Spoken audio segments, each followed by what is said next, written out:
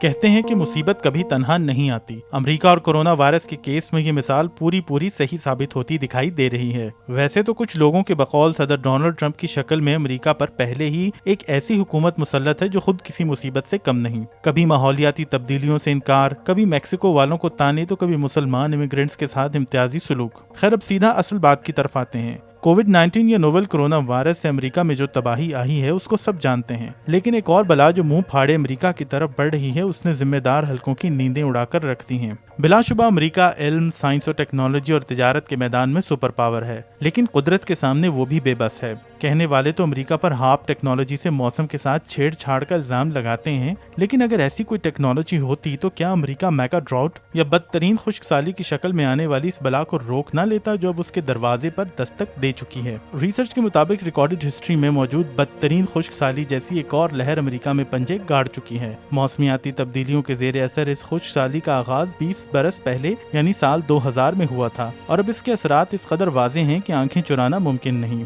بڑھتے ہوئے درجہ حرارت کے باعث خشک سالی کے اثرات اب شدید ترین ہوتے چلے جا رہے ہیں۔ میگا ڈراؤٹ ان نارتھ امریکہ کے نام سے شائع ہونے والے ریسرچ پیپر کے مطابق خشک سالی کی یہ لہر کئی دہائیوں پر مشتمل ہے، اور موجودہ لہر گزشتہ 2 صدیوں میں آنے والی کسی بھی لہر سے زیادہ طویل اور شدید ہوگی۔ کولمبیا یونیورسٹی سے تعلق رکھنے والے ڈاکٹر پارک ولیمز جو کہ ریسرچ پیپر کے لیڈ آتھر ہیں، ان کا کہنا ہے کہ موجودہ میگا ڈراؤٹ کی پہلی 2 دہائیاں ماضی میں سامنے آنے والی خشک سالی جیسی ہی ہیں۔ اسٹڈی کے لیے سائنسدانوں نے 1200 سال کے ٹری رنگ ریکارڈ کا زمین میں پائی جانے والی نمی سے موازنہ کیا۔ مغربی امریکہ میں سال 800 عیسوی سے 2018 تک 40 خشک سالوں کا یا 40 خشک سالیوں کا ریکارڈ ملتا ہے۔ ان میں سے صرف 2 میگا ڈراؤٹ کے پیمانے پر پورا اترتی ہیں۔ ریسرچرز کے مطابق ماضی کے 19 سالہ بدترین ریکارڈ کا موجودہ صورتحال سے موازنہ کیا جائے تو صاف پتہ چلتا ہے کہ صورتحال ماضی سے بدتر ہو چکی ہے۔ تحقیق کے مطابق ماضی میں 1575 سے 1603 تک مغربی امریکہ کو بدترین خشک سالی یا میگا ڈراؤٹ کا سامنا رہا، لیکن موجودہ صورتحال کے سامنے ماضی کی خشک سالی بہت معمولی دکھائی دیتی ہے۔ ریسرچرز کا اس بات پر بھی اتفاق ہے کہ بلا شبہ موجودہ میگا ڈراؤٹ ایک نیچرل یا قدرتی ایونٹ ہے، لیکن کلائمیٹ چینج یا موسمیاتی تبدیلیاں اس کو بدتر بنا رہی ہیں۔